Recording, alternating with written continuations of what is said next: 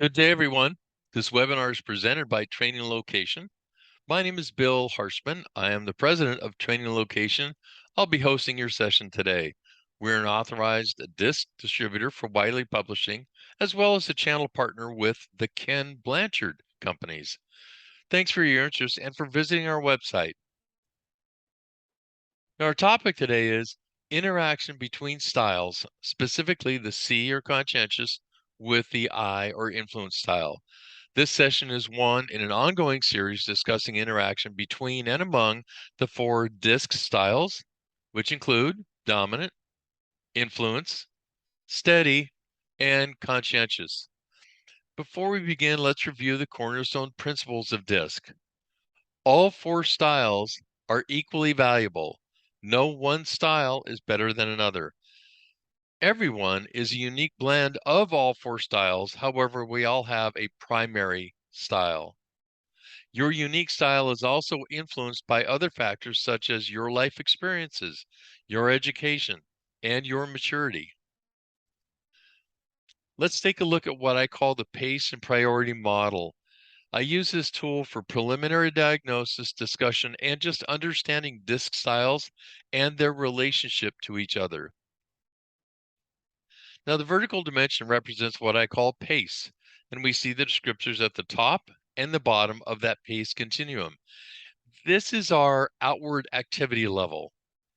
The horizontal dimension represents what I call priority, and we see those descriptors at the left and at the right of that priority continuum. Some refer to this horizontal dimension as your agreeableness quotient.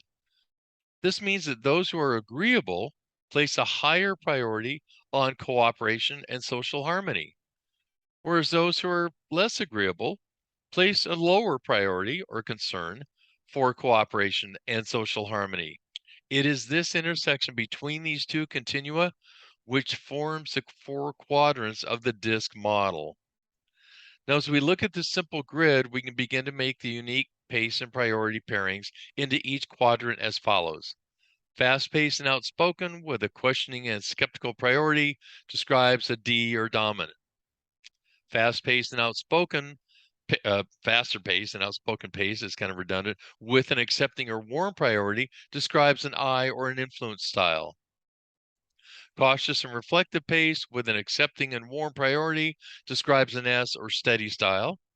And cautious and reflective pace with a questioning and skeptical priority describes a C or conscientious style. Now, the simple model also helps to point out which styles share either pace or priority or neither with another style. For example, the D and the I each have a spot somewhere on the top half of the pace continuum. The I and the S each have a spot somewhere on the right half of the priority continuum. The C and the S each have a spot somewhere on the bottom half of the pace continuum, and the C and the D each have a spot somewhere on the left half of the priority continuum. Also, as you can see, there are a couple of styles which are dissimilar from each other, meaning they share neither pace nor priority. Specifically, these are the D and the S, and the C and the I. Now, this model makes it a little bit easier to see how different these styles are. When interacting, the difference requires what I like to call stretching when they're interacting with each other. For example, there are times when a parent needs to stretch to be more directive and times when they need to stretch to be more supportive. Well, the same is true with differing styles of DiSC. Today, we'll be discussing interaction between the C and the I styles. Remember, we always consider both the pace and priority to help us just begin to understand a style. The C has a more cautious and reflective pace with a questioning and skeptical priority. When we combine their pace and priority pairing, we see refined descriptors such as precise, analytical, systematic, reserved, and quiet. Now, the C style is about ensuring accuracy, maintaining stability, and challenging assumptions. If they had a motto, it would be do it right. Now, the I has a fast and outspoken pace with an accepting and warm priority. And again, note that the C and the I share neither pace nor priority. And when we combine the eye's unique pace and priority, we see different refined descriptors such as enthusiastic, optimistic, high-spirited, lively, and social. Now, the I style tends to be about focusing on the positive, expressing enthusiasm, taking quick action, and encouraging collaboration. If they had a motto, it would be let's have fun. So, are you starting to see the style differences already? Now, what might help us understand the previous descriptors is to understand what drives these two styles. And the Wiley research indicates the following core themes or needs. Now, to understand a C, we first need to understand that people with the style have a strong instinct to analyze. And this analytical theme is driven by three needs. There's a strong need for safety and security, and that is to have things in their life be stable, excuse me, and reduce unknowns and identify dangers and threats. They want to be in a place where they know all the rules. They have a strong need to be beyond reproach. What this looks like is my actions are so justifiable, I can't be criticized. I don't want to be the one to blame or be responsible for a screw up. In fact, I'll spend time and energy avoiding that very position. And the third is a strong need to or for control. For example, in social interactions, they're tough because they're so unpredictable. So the C style may pull inward just to control what they say. The fears of a C, as you might assume, include criticism, a fear of slipshod methods, a fear of being wrong. Now, let's look at the core needs of an I. They're a little more straightforward. They have a need for expression, a need to externalize their thoughts and emotions in the brain to get the ideas out, but also to get them heard and acknowledged by another human being. They love getting lost in a good conversation. There's a need for stimulation. They're tuned into the rewards that an environment can offer. They have a need for connection. This may translate to responding negatively to the threat of that connection, and they have a need to be wanted. And this translates to an I not wanting to be opened up to regret for something they might have said or done, though it might be totally innocent. The I fears include social rejection, disapproval, loss of influence, and being ignored. Now you can begin to understand if a C is interacting with an I. You can imagine, let's say, the C's cautious and reflective nature and their focus on accuracy with a do it right approach meets up with an I's fast pace, outspoken nature, a need for expression and stimulation and quick action, and seasoned with a let's have fun approach. If you're the C, this difference of styles requires something different than how you might interact with a fellow C style. At a minimum, there's a need here for that stretching I referred to earlier from either one or both parties. I'm going to dive a little deeper here. We're going to spend a minute or two on this slide. So we examined the behavioral patterns and tendencies, preferences, needs, and even fears of two styles. I want to purposely use the S style to get away from the C and the I right now, so I can pause and take a deeper dive and go a little broader into what further defines a style. We'll get back to our C with I interaction shortly. Now, in the past, we defined our style in terms of where it fell in the four-quadrant DiSC model, as pictured in the upper right-hand corner. Most of you are probably familiar with that. While that's still true, we know now there's much more to style identification, and there are at least two ways in which even similar styles may differ. Now, in order to properly explain this, I'm going to introduce you to the Everything DiSC model on your screen. Wiley research has shown us they're more like 12 segments or regions within the four quadrants of the original DiSC model. Wiley's learned through research that when a primary style sits closer to a neighboring style, it tends to take on some of that neighboring style characteristics. For example, note the SI and the SC styles within the S quadrant. We call these blended styles. They occur through what's called adaptive testing, which is more precise and ensures consistency.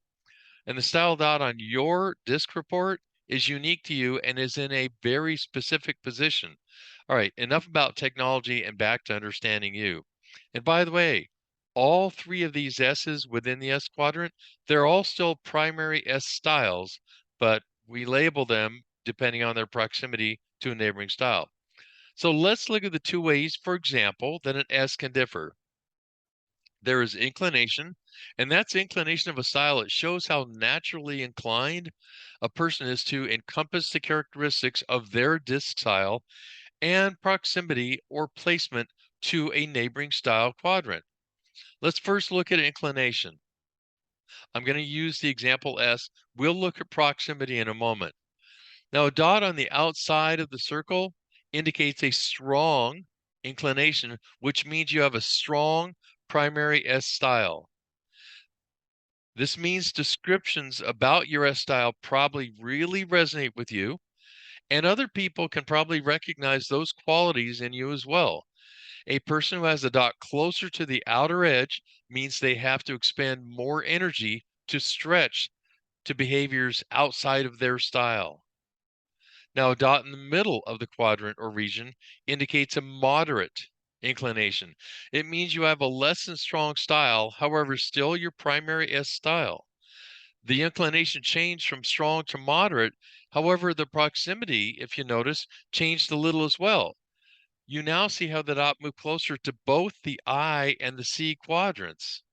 In this case, the style still resonates with you, though perhaps not as much. However, it usually indicates more of a willingness and ability to stretch and adapt to meet other styles than does the dot at the outer edge of the circle. Now, a dot near the inside edge of the circle and near the center of the circle indicates a slight inclination. So we've gone from strong to moderate to slight. A slight inclination to encompass the characteristics of their DiSC style while still considered their primary S style. Just as before, the inclination changed and the proximity moved even closer to both the I and the C quadrants. Now, this is good because you might also find it easier for this style to stretch and adapt to other styles than does a dot at the middle or the outer edge of a circle. Now, second understanding is our proximity or placement to neighboring styles. This is a little more straightforward. In this example, I'm looking only at proximity and not inclination just to make this point. In our example, there can exist three styles of S within the S quadrant of the DiSC model. As you can see, the S quadrant contains the SI style, the S style, and the SC style. S is still the primary style here. Let's remember that these S styles still share some degree of cautious and reflective pace and accepting and warm priority. Let's look at the subtle differences which make them unique. Now, the SI, we call it a blended style, is in close proximity to the neighboring I style.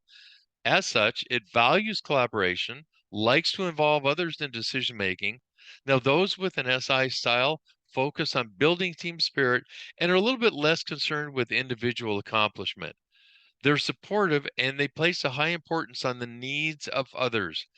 This accommodating nature allows them to set aside their own opinions and needs in order to help others. Now, the S style, again, the primary S style, puts a high priority on providing support, being good listeners, and are seen as patient and accommodating, and making sure others feel included and accepted. You hear that accommodating theme again. They focus on maintaining a predictable, orderly environment, and their cautious, methodical pace avoids rapid change whenever possible. Now, an SC, also a blended style like the SI, is in close proximity to the neighboring C style. This SC is prioritized on stability and consistent outcomes. Their cautious nature prefers minimal surprises and are not overly emotional when pushed. They're focused on accuracy and they can actually appear as fairly analytical at times. Let me remind you of that cornerstone principle we learned. Your unique style is also influenced by other factors such as your life experiences, your education, and your maturity. This helps further explain how, in our example, two S's can be similar and from the same DiSC quadrant, but different enough to require some degree of stretching or flexing to meet each other's similar style. Now let's look at styles from the C and the I quadrants and see the effect of inclination and proximity on them. Excuse me. I felt that little sidebar is necessary before we continue. I always like to share a so what or why care about blended styles to help provide more context for my learners. And by the way, what I'm presenting here in this slide applies to all four quadrants of the model. So suppose we find the results of our everything DiSC assessment of two employees, a CD and an I, respectively. Let's focus on the interaction between them. We see that the CD has a strong inclination at the outer edge of the circle while having a close proximity to the neighboring D quadrant. We also see the I has a strong inclination at the outer edge of the circle, but equal proximity to the D and the S quadrants beside it. Let's also see what the pace and priority model looks like overlaid on this everything DiSC. It'll help reinforce what we're learning. Now, if you look, our CD is really toward the midpoint of the vertical pace continuum, somewhat, and yet on the extreme left of the horizontal priority continuum. Now, the I is in, well, excuse me, I'm sorry. The I is in what I'd say the upper third of the vertical pace continuum and is in the right third of the horizontal priority continuum. Well, because of their inclination and proximity, people with the strong CD may come across as skeptical and determined in their focus on making sure things will get done correctly. They focus on planning and thinking logically to create the best solutions. They tend to avoid letting their emotions get in the way of making rational decisions. Under pressure, they can ignore people's feelings and kind of move ahead independently. In comparison, people with a strong I style put a high priority on enthusiasm and tend to maintain an upbeat attitude, often very expressive when communicating their ideas. They may be eager to get going without spending a lot of time considering the consequences. Under pressure, they may become disorganized and overly expressive. Now, going back to what we learned, we can understand the need for stretching when a CD style, having a do it right motto, meets up with an I style sporting a let's have fun motto. This tool has key implications for peer to peer, manager, non manager, team manager to team, and even company employee to customers. Here's our model again. As we start to wind down, this is just to remind you where the C and I styles fit into our grid. Today, we discuss two individuals from different quadrants who share priority, however, differ when it comes to pace. Lumping individuals into a style box can really overlook what's behind the style and what's inside the person. I encourage you to share this webinar with a different topic every week. Many of my customers and clients are using these webinars as learning aids and boosters to help grow the DiSC culture within their organization. Time for some DiSC humor. This is a CD with an I road trip. Now, the CD gets in the car and says, without a greeting, I brought the map, hard copy and digital. My GPS continually recalculates if any issues arise so we can keep moving. Buckle up, no riders without seatbelts, and no need to stop on the way since we have to be there by 2 p.m. and no detours have been planned. I'd prefer not to have the radio on as it's kind of distracting. I'll just check the map one more time before we begin. Shut the door. We're already 2 minutes late on departure time. Now the I thinks quietly, I can't wait to stop for lunch. Oh, I should have packed something to eat. Darn it. Well, no problem. We can play the alphabet game. This will be fun. Now, as a C or as an I hope this humorous exchange provides more insight into your style and or other styles in your world and provides a broader understanding as to what makes for a successful interaction. I hope this information helps address the challenges faced by your organization, whether your needs include employee engagement, conflict management, team building, or simply communication. DiSC is the research-based, proven leading training solution. For 40 years, it's impacted over 8 million learners in over 130,000 organizations and through 14 languages in over 70 countries worldwide. It provides a quick, intuitive way to understand yourself and the needs and priorities of the people around you. DiSC delivers immediate and lasting impact on the performance of people and the culture of organizations. And as always, the key to effectiveness through DiSC is understanding your and others' styles, then using that knowledge for improved interactions. Thanks for joining us today. Here's our contact information. Good luck with the DiSC. And before you go, I want to extend a resource to you and a request. If you'd like to discuss a complimentary live webinar introducing DiSC to your team or organization or project group, use the email shown info@traininglocation.com. Be sure and check out our other blogs at our website. Click on blogs. And before you close your screen, we always appreciate your like, your share, download, and of course, for future learning videos, please hit subscribe and receive your weekly bell alert for new learning video. Thank you very much, and goodbye until next time.